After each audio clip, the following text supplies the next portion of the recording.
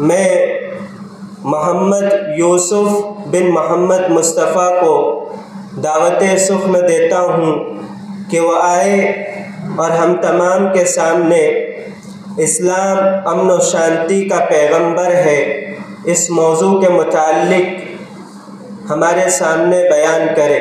عزیزم محمد یوسف بن محمد مصطفیٰ۔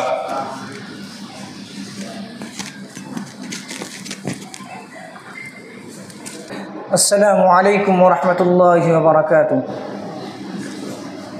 نحمده ونصلي على رسوله الكريم اما بعد اعوذ باللہ من الشیطان الرجیم بسم اللہ الرحمن الرحیم من قتل نفسا بغیر نفس او فساد في الارض فكأنما قتل الناس جميعا وقال جل شأنه في موضع آخر ولا تقتلوا النفس التي حرم الله الا بالحق۔ حاضرین مجلس، مشفق و مربی اساتذہ کرام اور دور دراز سے آئے ہوئے مہمانان اعظام اور میرے سامنے بیٹھے ہوئے میرے پیارے ساتھیوں، آج میں نے آپ لوگوں کے سامنے قرآن مجید کی دو آیتیں پڑھی ہے۔ اس مناسبت سے میری تقریر کا عنوان ہے اسلام امن و شانتی کا پیغمبر ہے۔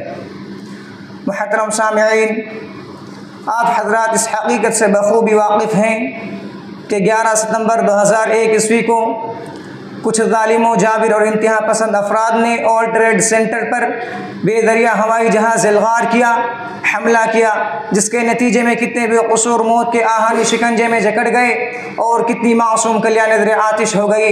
بلا ریب ایک صفاقان اقدام تھا، خواہ اس میں جو بھی ملوث ہو۔ اس عظیم حادثہ کے بعد اسلام کے خلاف چلنے والی باد سموم آندھی کی شکل اختیار کر گئی اور وہ اہل یورپ جو مسلمانوں کے ازدری دشمن ہیں، جن کے بارے میں اللہ رب العالمین کا فرمان ہے لَتَجِدَنَّ أَشَدَّ النَّاسِ عَدَاوَةً لِلَّذِينَ آمَنُوا الْيَهُودَ وَالَّذِينَ أَشْرَكُوا، یقیناً آپ ایمان والوں کا سب سے زیادہ دشمن یہودیوں اور مشرکوں کو پائیں گے۔ وہ اہل یورپ جو ایک طویل عرصے سے اسلام کو صفائے ہستی سے مٹانے کے لیے کوشاں ہیں، کبھی انہوں نے اسلام کو بدنام کرنے کے لیے اسلام بے دریا شمشیر پھیلا کا نعرہ لگایا اور کبھی اسلام کو شدت پسند مذہب کہنے کی جرأت کی، اور کسی تاریخ سے ناشنا شخص نے خاتم الانبیاء سید الانبیاء جناب محمد صلی اللہ علیہ وسلم کو آتنکواد اور دہشت گرد کہا، اور کسی نے اسلام کو شدت پسند اور دہشت گرد مذہب قرار دیا۔ الغرض اہل یورپ نے اسلام کے صاف شفاف شبیہ کو داغدار کرنے کی ہر ممکن کوشش کی اور اب بھی کمر بستہ ہیں، اور میڈیا بھی حقیقتوں کو توڑ موڑ کر ان کی بھرپور مدد کر رہی ہے۔ گویا اس طرح اسلام سے لوگوں کو متنفر کرنے کی، دور کرنے کی ایک منظم سازش چل رہی ہے۔ پیارے ساتھیوں، آئیے ان اعتراضات اور الزامات کا جائزہ لیں کہ ان میں کچھ صداقت بھی ہے یا صرف جھوٹ کا پلندہ۔ جو شخص محمد صلی اللہ علیہ وسلم کو آتنکواد اور دہشت گرد قرار دیتا ہے، میں کہتا ہوں کہ وہ شخص دنیا میں سب سے بڑا جاہل، نادان اور احمق ہے۔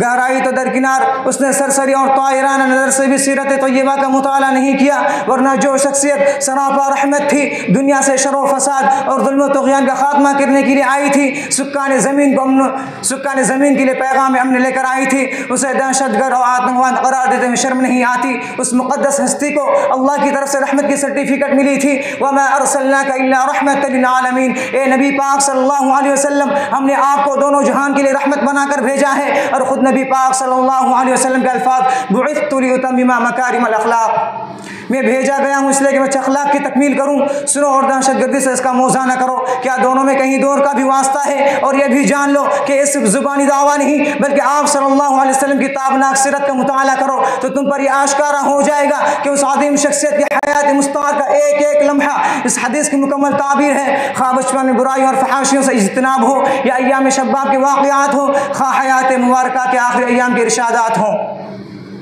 ہر زمانے میں آپ کی امن و پسندی اور ظلم و جور کی بیخونی نمایاں ہے۔ خواہ حلف الفضول میں بڑھ چڑھ کر آپ کی شرکت ہو یا حجر اسود سے لے کر متوقع جنگ کے خاتمہ میں آپ کا کردار ہو، خواہ اہل طائف کی بدتمیزی کے جواب میں آپ کا حسن سلوک ہو اور انہیں پہاڑوں کے بیچ پیسنے کی فرمائش کو آپ کا ٹھکرانا ہو۔ الغرض یہ ساری چیزیں آپ کے امن و دوستی کی ایک بے نظیر مثالیں ہیں اور دنیا ایسی نظیر پیش کرنے سے قاصر ہے۔ میں پوچھنا چاہتا ہوں کہ وہ اہل یورپ، آخر تم کس بنیاد پر اس اکبری شخصیت کو دہشت گرد گردانتے ہو؟ کیا تمہارے پاس اس کی دلیل بھی ہے میرا یہ چیلنج ہے کہ لاکھ تاریخ چھان ڈالو, تمہیں کوئی بھی ایک دلیل ہاتھ نہیں آئے گی. ظالموں بتاؤ, جس نے سکان زمین کو امن و محبت کا پرچم دیا, جس نے پتھروں کے زخم کھا کھا کر بھی دعائیں دی, اگر آپ صلی اللہ علیہ وسلم چاہتے تو فتح مکہ کے موقع پر ایک ایک ظالم سے اپنے ظلم کا بدلہ لے سکتے تھے, لیکن آپ صلی اللہ علیہ وسلم نے وہی بات کہی جو یوسف علیہ السلام نے اپنے بھائیوں سے کہی تھی, لا تثریب علیکم اليوم یغفر اللہ لکم وهو ارحم الراحمین. آج کے دن میری جانب سے تم پر کوئی سرزنش ملامت نہیں, جو ہونا تھا وہ ہو چکا.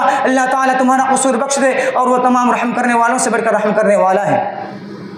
محترم سامعین, آئیے اب ہم مذہب اسلام کی تعلیمات کا جائزہ لیتے ہیں کہ اسلام نے قتل کی ممانعت کرتے ہوئے کیا کہا ہے.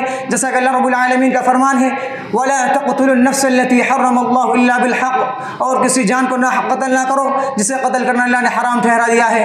اس آیت کریمہ میں کسی بھی بے گناہ آدمی کے قتل سے منع کیا گیا ہے, سوائے اس شخص کے جس کا شرعی طور پر قتل کرنا ضروری ہو جائے, جیسے کوئی مرتد ہو جائے, یا شادی کے بعد زنا کا مرتکب ہو جائے, یا کسی آدمی کو ناحق قتل کر دے.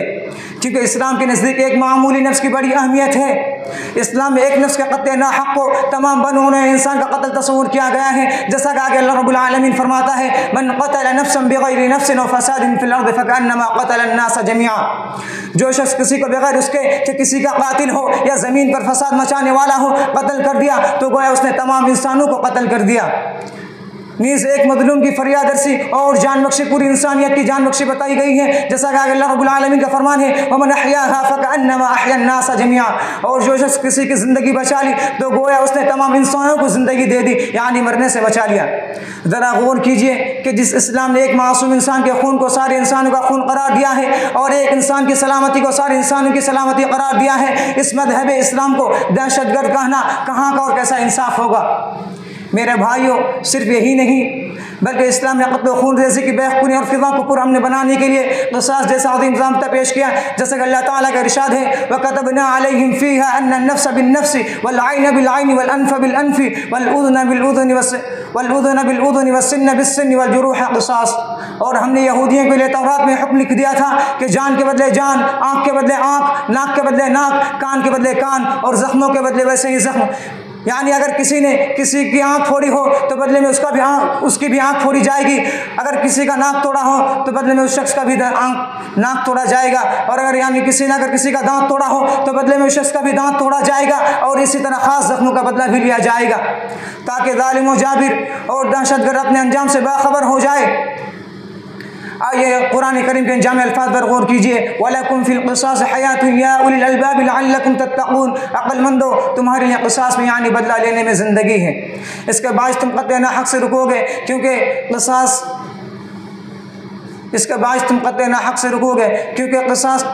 کے خوف سے مجرمین گنڈا گردی اور دہشت گردی سے گریز کریں گے. اس لیے قرآن کریم نے قصاص کو زندگی سے تعبیر کیا ہے. میں یہیں سے اپنی تقریر کو ختم کرتا ہوں. آخر میں اللہ تعالیٰ سے دعا ہے کہ رب العالمین تو ہمیں صحیح اسلامی تعلیمات کو سمجھنے اور اس پر عمل کرنے کی توفیق دے. وآخر دعوانا الحمد للہ رب العالمین. السلام علیکم ورحمۃ اللہ وبرکاتہ.